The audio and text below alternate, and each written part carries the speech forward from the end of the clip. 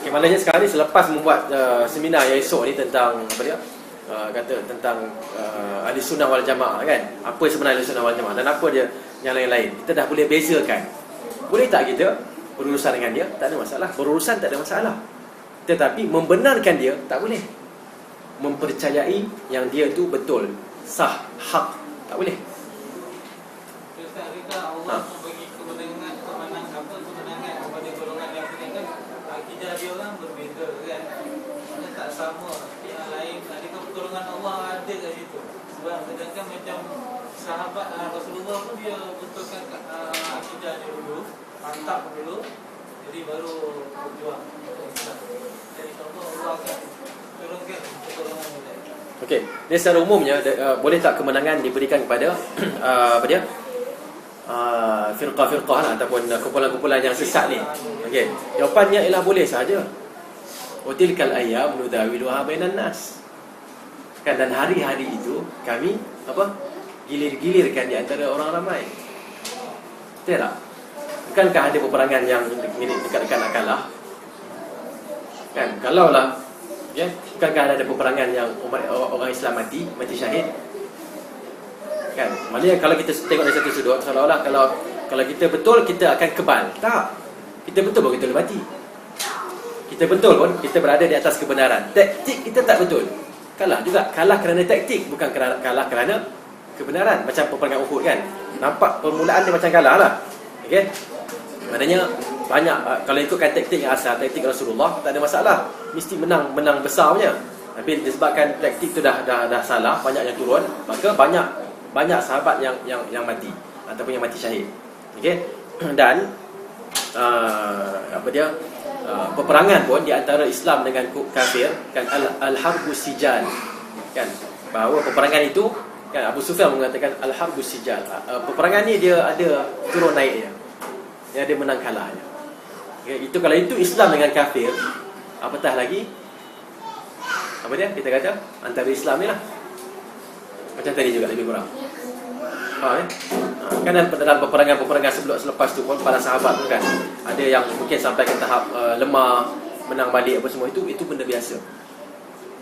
Okay? Tidak menggambarkan yang menang tu dialah yang akan masuk syurga, tak.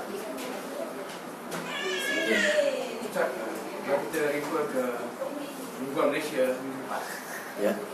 artikel by Muzaffar Chandra Mustafa. Dia berceritakan pasal Obama. Dia cerita Osama ke Obama? Osama bin Laden. Satu perkataan tu, dia mention mengatakan yang Osama ni seorang Wahabi. Yang mana kita sendiri tahu salah fakta tu kan. Kita bila kita, walaupun kita tak sebab diri kita sebagai seorang Wahabi lah, tapi bila disentuh sini kita rasa satu fakta yang salah. Jadi dalam keseluruhannya kita rasa siapa yang seharusnya membetulkan siapa yang harus itu sedikit sebanyak dia akan merosakkan imej orang lain. Wah, dia tak betul dapat fakta yang betul lah. Okey. Soalan dia apa tadi nama dia? Chandra Muzaffar kan? Chandra Muzaffar mendakwa Osama bin Laden adalah Wahabi. Seorang Wahabi. Sebab dia nak relate kepada dia tu tak menyembah apa-apa kan. Tapi kita sendiri tahu yang Osama ni dia tak belajar pun ulama Mekah. Dia tak pernah belajar. Kalau kita dia seorang sufi kan.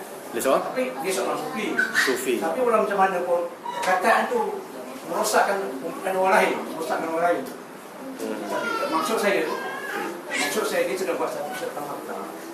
Jadi kadang-kadang ada sunnah ni mungkin macam ustaz ni kan, apa yang seharusnya betulkan dia, menegur dia kan.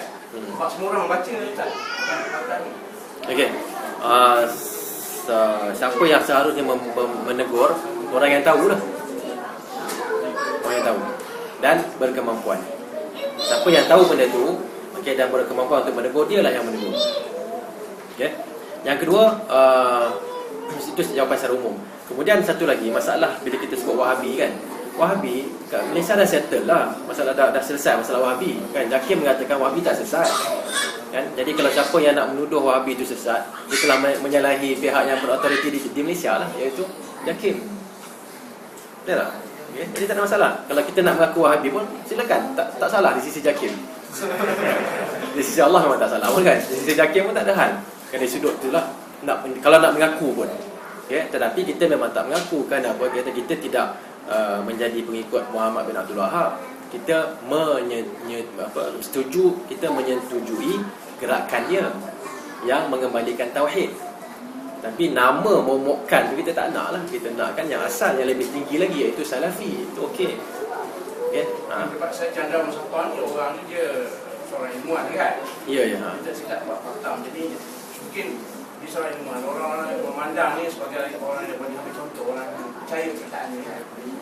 Mungkin juga. Tapi pada saya setakat ni lah, kalau di Malaysia orang lebih percaya Jakim.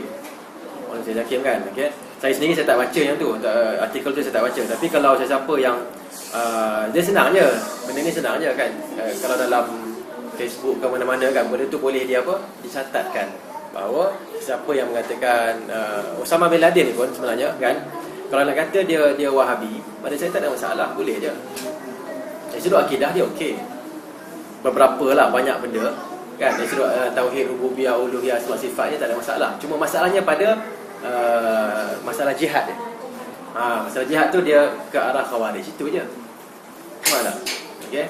Dan nak kata dia sufi, susah nak jumpa sebenarnya. Orang yang belajar ke arah Saudi, dia sufi. Sufi dalam erti kata sufi lah. Tapi sufi dalam erti kata zuhud, tak apa, banyak je.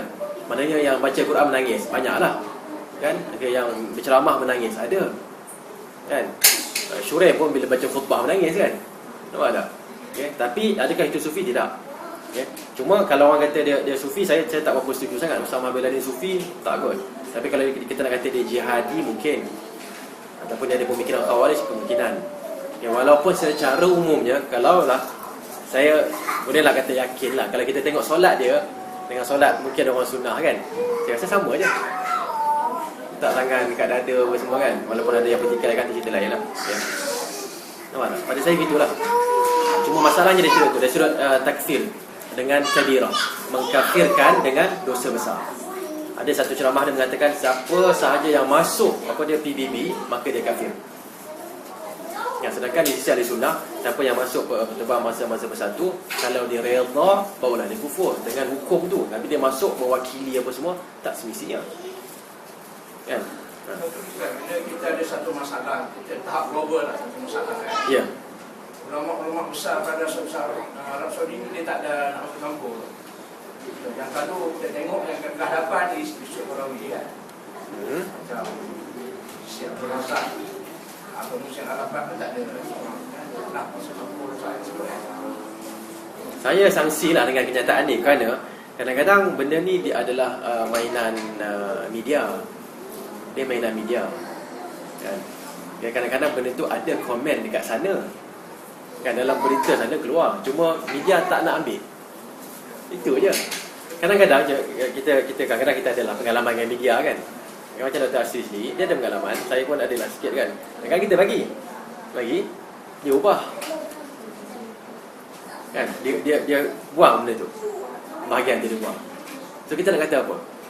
Kan. So itu adalah mainan, kadang-kadang mainan pihak media. Okey.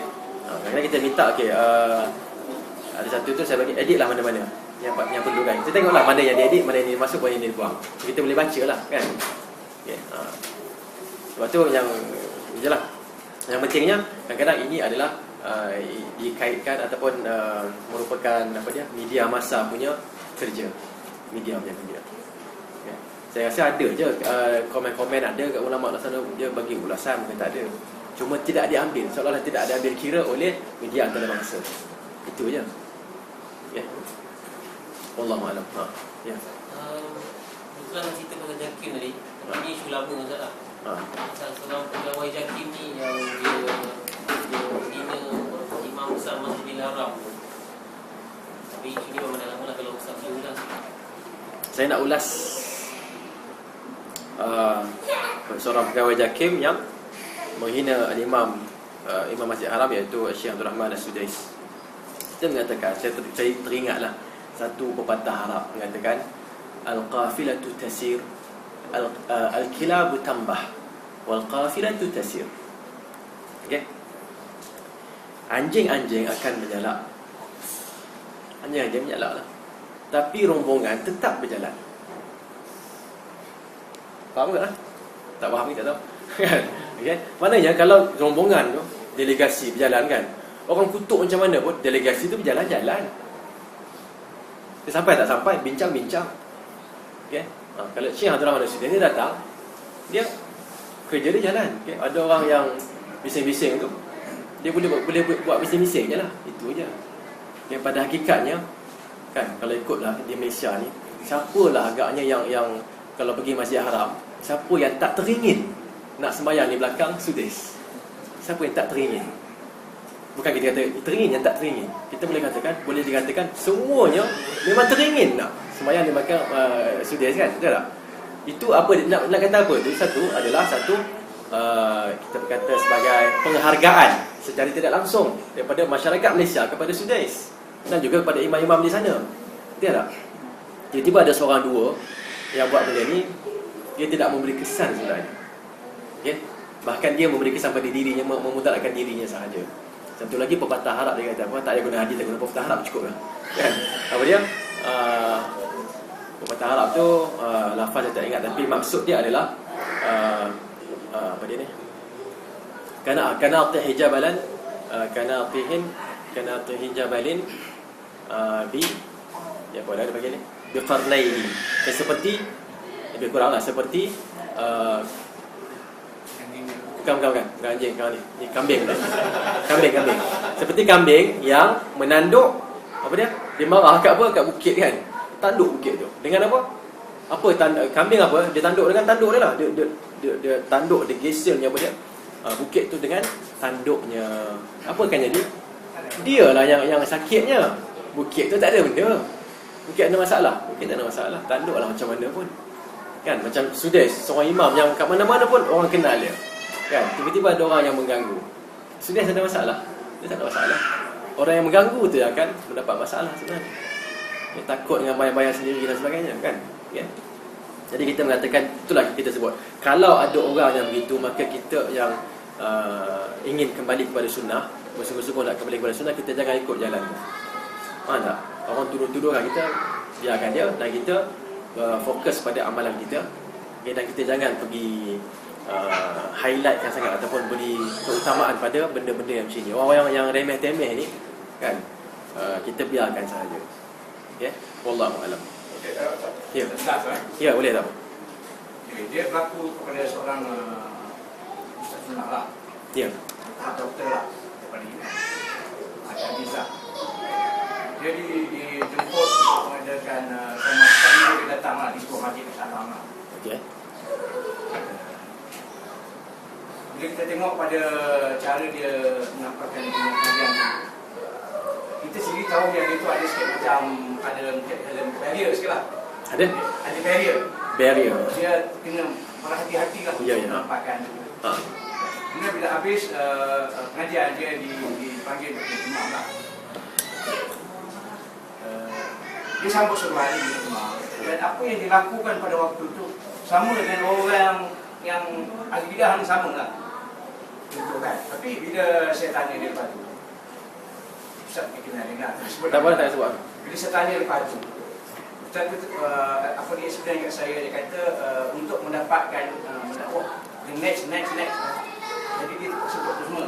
Dia kata tujuan dia nak dakwah lah kan.